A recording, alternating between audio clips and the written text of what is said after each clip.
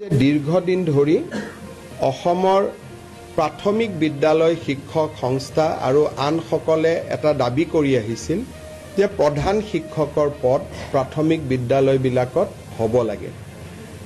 ইতিমধ্যে আমি এইটো সিদ্ধান্ত লৈছিলোঁ যে য'ত 150 ছাত্ৰ ছাত্ৰী আছে তাতে প্ৰধান শিক্ষক পদ আমি সৃষ্টি কৰিম।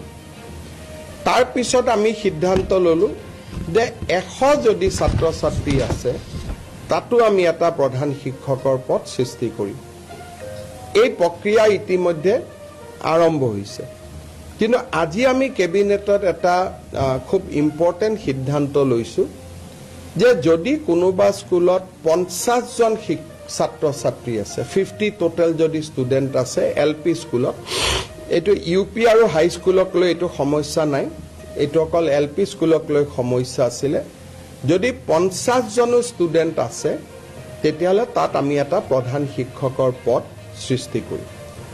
এই সিদ্ধান্তৰ ফলত বহুদিন ধৰি প্ৰাথমিক শিক্ষক সন্মিলনী বা আন শিক্ষকসকলে কৰি অহা বিভিন্ন তেওঁলোকৰ ক্ষোভ বা প্ৰতিবাদ সামৰণি পৰিব বুলি মই বিশ্বাস কৰোঁ যে এতিয়া 50 জন ছাত্ৰ ছাত্ৰী হ'লেই এজন প্ৰধান শিক্ষকৰ পদ আমি স্কুলত সৃষ্টি কৰিম। আৰু এই প্ৰধান শিক্ষকসকল BDO হ'ব, তেওঁলোকৰ বৃত্তি আৰু প্ৰশাসনিক ক্ষমতাও থাকিব।